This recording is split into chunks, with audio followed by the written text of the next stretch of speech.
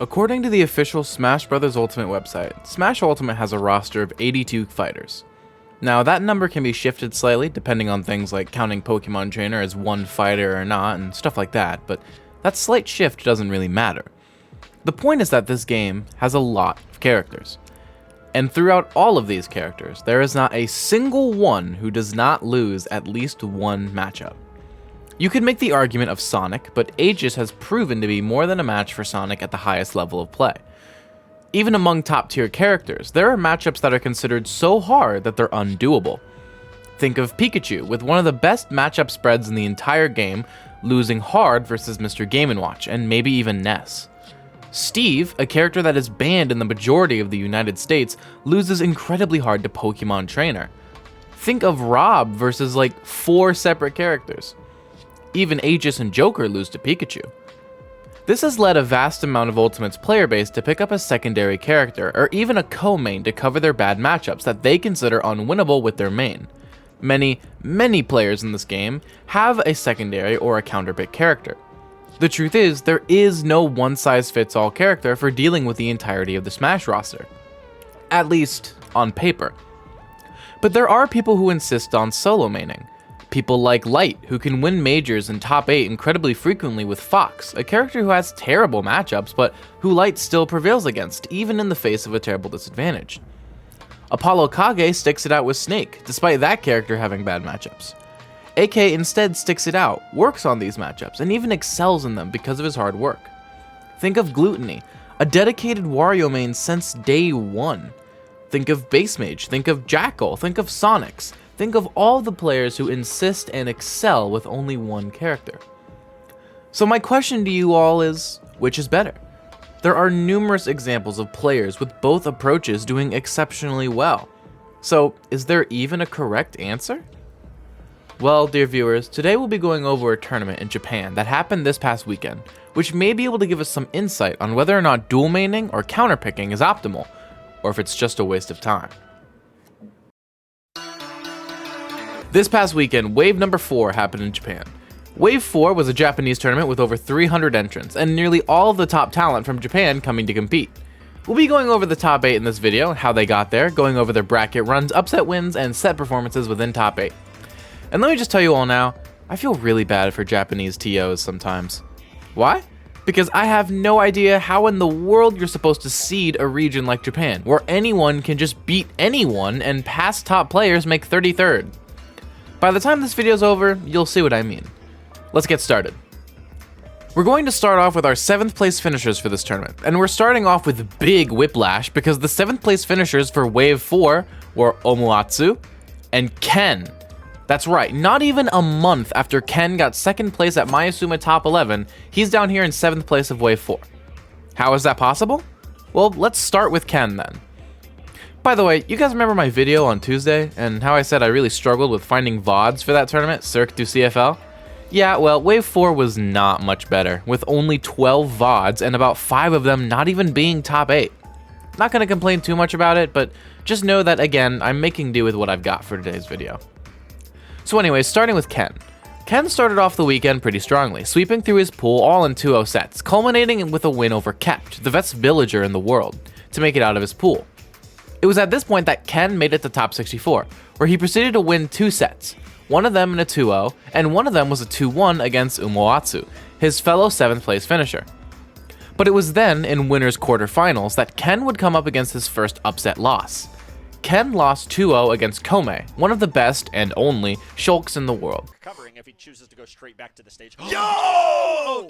Okay. With Ken being the 3rd seed and Kome being the 11th, this was a win with an upset factor of +6 for Kome, an impressive win indeed. Now in the losers bracket, Ken fought one more set to make it into top 8 against Hudo, which Ken won in a decisive 2-0. But now in top 8, Ken suffered his 2nd and final upset loss of the tournament, losing 2-0 to none other than Paiseriman, the Japanese Fox and probably the 2nd best Fox in the world. If Ken's loss against Kome was an upset loss, this one was even more so, as Paiseriman was the 26th seed, making this an upset factor win of +14 for Paiseriman. And no, you're not hearing me wrong, by the way. The majority of this tournament was only best of 3, with only winners finals, losers finals, and grand finals being best of 5. Regardless, Ken had a good performance overall, but 2 unfortunate upset losses so close put Ken at a 7th place finish. Now for our second 7th place finisher, Omoatsu. Now, you might not recognize the name other than when I brought them up 2 minutes ago, but Omoatsu is a Minmin main from Japan who did very well this weekend. As a side note, there were not any VODs of Omoatsu that I could download for this video, so enjoy this VOD of them fighting Akala instead. Anyways, Omoatsu started off this weekend by going through his pool, defeating... Oh, I cannot read those names. Hold on a second. Forgive me for using Google Translate, but I don't have any better options. Okay, so Omoatsu had a very close call in his first set, being taken to a decisive game against... Okay, no, that can't be right? I mean, like, what if that's completely wrong? I don't want to call someone garbage. Being taken to a decisive game against... Okay, that doesn't really help either. Alright, screw it. Being taken to a decisive game against Gomi before going on to 2-0 the rest of his pool, including Oh, that's actually just nickname. Okay, including Nikunamu, Tinkuru, oh my god, I can't, Tora, and Akikikusu, who is a very notable Japanese hero player. Oh my god, I just remembered why I don't usually cover overseas tournaments. Alright, Rister, you can do this, It was here that Omoatsu suffered their loss against Ken, which we just talked about. Now in losers, Omoatsu 2-0'd Kamisuke, another notable hero player who went on their own impressive run, getting an SPR of +3 by getting 13th as the 44th seed. Then, to make it into top 8, Omoatsu defeated Repo, a very notable Japanese Mega Man player 2-0, before going on to lose their first set of top 8, a 2-0 loss to Umeki. Omoatsu had an impressive run this weekend with an SPR of +3 themselves with their 7th place finish. That brings us to our 5th place finishers, 2 names we've heard very recently in fact, Paiseriman and Umeki. Since we were just talking about them, let's start with Umeki. Japan's premier Daisy player started off the weekend powerfully, sweeping through pools without dropping a game to make it into top 64. Now in top 64, Umeki picked up pretty impressive wins over Kamisuke, who we just talked about, and Cosmos. Oh yeah, American jump scare, by the way. If you didn't know, Cosmos flew out to Japan recently to compete in several tournaments, Wave 4 being one of them. If you're wondering how he did pretty decently, getting 13th place, losing to Umeki and Motsunabe. In the winners quarterfinals, just before top 8, Umeki suffered a 2-1 loss to Kameme, being sent to losers. In losers, Umeki defeated AIM 2-0 in order to make top 8, an impressive win for sure, since I would argue that AIM is perhaps the best Sheik in the world, although I really wish they'd get the opportunity to travel out of Japan one of these days. Either way, Umeki made top 8 and won their first set, defeating Omoatsu like we discussed, before going on to lose to Kome in a Game 3 decisive set for a 5th place finish. Which brings us to our other 5th place finisher, Paiseriman. After a big streak of less than stellar performances, Paiseriman really brought the heat this weekend, making big upsets and taking even bigger wins at Wave 4. Paiseriman went through pools, getting out only dropping 1 game to Nanchan. However, special shout out to the player they fought in their first set, Amopope, since they're a part of my old esports team, Rat Global. I love everyone over at Rat Global still, and it's a pleasure to see one of their players crossing by a tourney like this and making a pretty good placement at the same time. So shoutouts to the Rats out there. Paiseriman continued his streak in top 64, getting 2 upset wins in a row, defeating Neo, Japan's top Corrin, and AIM, who we just talked about. With Neo as the 7th seed and AIM as the 10th, Paiseriman's seed of 26 is looking less and less accurate with each set win. Paiseriman came across their first loss, much like their 5th place counterpart Umeki, in winners quarterfinals, losing to Shuton 2-0. Paiseriman then defeated Motsunabe, who was the one who eliminated Cosmos, which I mentioned earlier, in a 2-1 set to make it to top 8. It's anyone who hits their backhand first is going to take it, but it's... Okay, good up smash, and Paiseriman reels back. Now here, Paiseriman pulled off the greatest upset of the tournament with his win over Ken, which we talked about earlier. After that, Paiseriman went on to lose to Masa, the second Falco player that Paiseriman fought this weekend. Paiseriman not only made a 5th place finish, but his wins over Neo, AIM, and Ken contributed to Paiseriman having the biggest upset factor of the weekend with a +14 score. However, even with Paiseriman's SPR of +5, placing 5th as the 26th seed, his SPR actually was not the highest of the top 8. No, because that honor went to our 4th place finisher, Masa. Now, if you've been paying attention to the Japanese Smash scene, you probably already know who Masa is, but most Smash fans probably don't. Masa is Japan's top Falco player, and he's been making waves in the background, racking up impressive wins and placements in the shadows, waiting for his time to unleash his power and strike upon the masses. Okay, well maybe not that dramatic, but he's certainly had a come up lately. Masa swept through his pool with ease, but upon reaching top 64, he immediately came up against a big roadblock. That roadblock's name was Zachary, and there's no way Masa wins this. After all, Zachary is the 1 seed of the entire tournament, and Masa's the 32nd. Zachary got 2nd place at Kagari B9 with Pit, and has been making amazing performances since, and Masa is still in his come-up phase. There's absolutely no way that Masa would defeat Zachary, and wait a minute, why am I talking like I'm about to transition into a montage or something?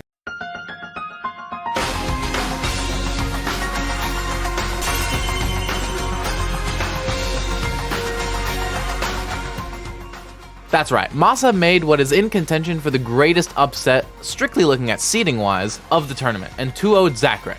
Zachary, after losing this set, went on to lose his very next set to Shogun, pulling a Mars on us and bowing out at 33rd.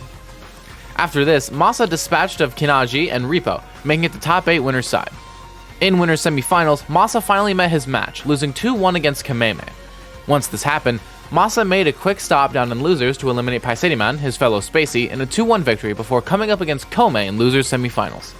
It was a long and hard-fought fight, but in the end, Kome at 0, Masa at 95, and that's man. Oh, what a call out. Okay, what a call out. That was sick. That was a sick Great call trap. Masa ended up with a 4th place finish. As the 32nd seed, Masa had the best SPR of anyone else in the top 8, ending with an SPR of +6, an incredible placement, and even more incredible wins to add onto his resume. Now we'll be getting into our 3rd place finisher, before we go on to our top 2. But this time around, I'm going to try not to spoil who wins the tournament in the end, so I may be just a tad vague about the top 2 here. Forgive me. With that said, our 3rd place finisher was Kome. Kome, much like Paiseriman, had been on a streak of less than stellar placements recently, but Kome came into this bracket swinging, and never stopped swinging until the final bell rang. Kome's path to top 8 was a certified sweep, with Kome only dropping 2 games across his 6 sets and pools and a top 64. It all culminated in Kome's 2-0 win over Ken, which we discussed in Ken's segment. This was an impressive win, upset factor 6 win, which contributed to Kome's overall SPR of +4. At this point, Kome came up against Shuton, a set that was criminally not streamed, and thus no VOD exists at the time of this video. All we know is that the set ended with Kome losing to Shuton 2-0, getting sent down to losers. Kome started his losers run by defeating Umeki in a close Game 3 set, before going on to defeat Masa in losers semis. He then went up in losers finals, against one of our top 2 finishers. The top 2 of Wave 4, the 2 challengers competing against one another for the championship, and all the glory that came with it, were Kameme and Shuton. Both of these players won their winner semi sets, Kameme against Masa and Shuton against Kome. Going from the top down, let's discuss Kameme's run. Kameme made it out of pools without dropping a game, as expected, before going on to top 64. There, as his first set, Kameme defeated Akakikisu 2-1 and Motsunabe 2-0, both of whom we've mentioned in this video, before going on to defeat Umeki 2-1 to make the top 8. As his first set of top 8, Kameme defeated Masa 2-1, which we discussed in Masa's segment. This put Kameme into winners finals against Shuton. Shuton, for his part, also swept through his pool, and his first set of top 64 without losing a game. His first drop game was to Takara, the premier Ken main of Japan, but Shuton was back to flawless sets soon enough, with a 2-0 over Paiseriman to make top 8 and a 2-0 over Kome to make winners finals to face off against Kameme. Now, both players sat in winners finals. Both had done exceedingly well, with Kameme only dropping 3 games in total and Shuton only dropping a single game to Takara on his way to winners finals. The first best of 5 set in the tournament, the 2 players began to fight it out for their spot in grand finals.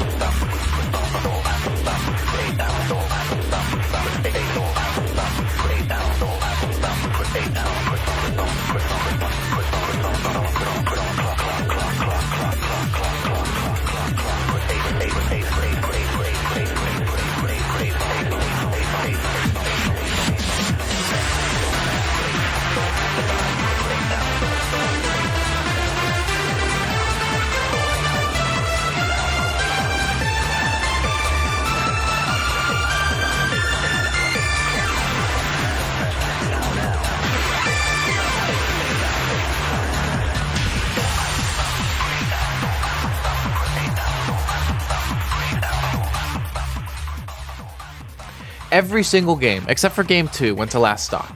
But as you just saw, Shuton eventually prevailed over Kameme, taking a set from him. Kameme put up a good fight, eventually keeping the games even with both Sora and Mega Man. This caused Kameme to drop down into losers finals though, where he had to fight the menacing Monado monster man himself, Kome. But Kameme didn't back down from this fight. He was ready.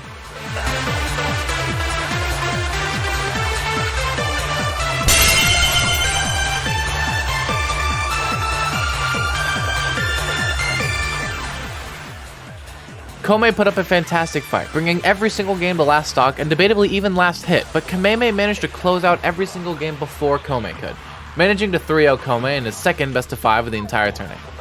While this meant Kome was out at third, Kome had a fantastic performance as the 11th seed of the tourney, hopefully a sign of future solo performances to come from Kome.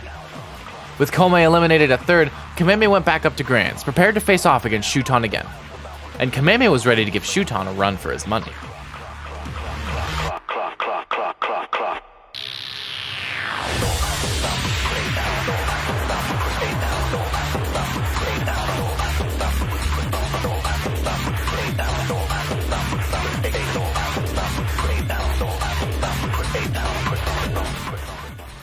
Game 1 ended with Shuton winning over Kameme handedly, only 4% on the board at the end.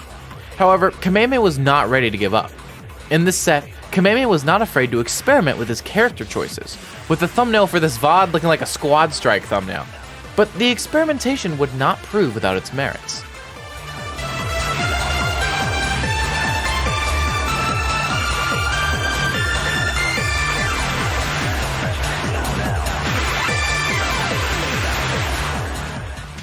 In an extremely tense last-hit scenario, Kameme took game 2 with an up smash, tying up the score. But it was this next game where Kameme, despite winning the previous game, would try something different once again.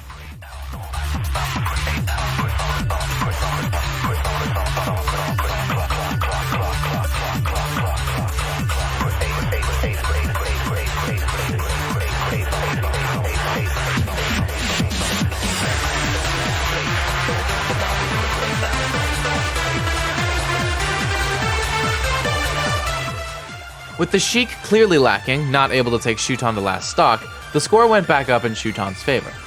With the Sheik tested and failed, Kameme went back to another character, but not Mega Man, who had won the previous game. Instead, Kameme went to Sora again.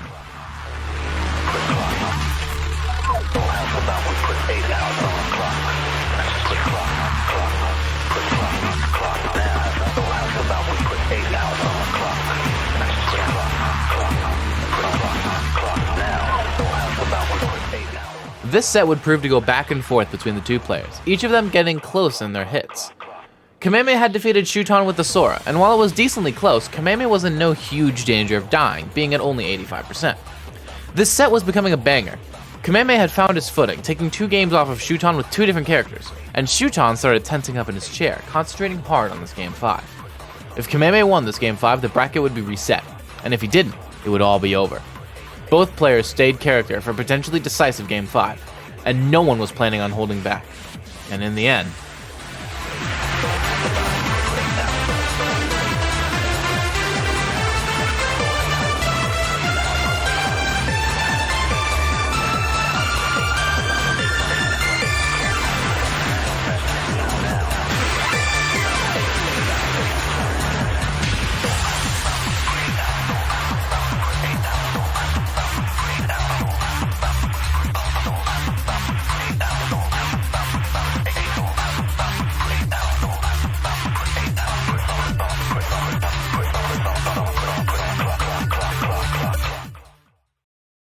with a JV2 to wrap up both the set and the tournament, Shuton took the victory over Kameme, winning Wave 4.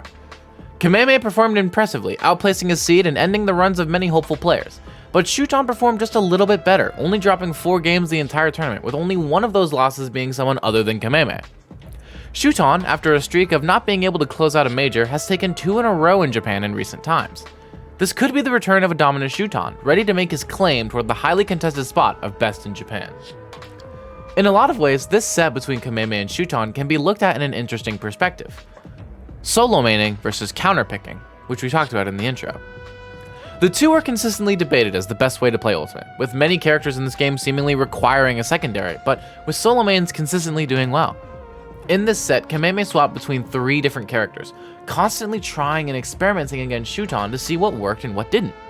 This wasn't completely without merit, as Kameme's first swap to Mega Man in Game 2 worked out in his favor, and his swap back to Sora after his Sheik also worked out as well. On the other hand, we have Shuton, who yes, does dual main Aegis and Olimar, but for his sets against Kameme only used Aegis. He stuck to his guns, even in the face of uncertainty and game losses, and it worked out for him. Of course, Aegis is the best universally legal character in the game, so perhaps that factored out in Aegis' solo viability. But Aegis is one of the harder characters in the game to be consistent with, as I can testify to, and Shuton is certainly the best Aegis main in the world at the moment.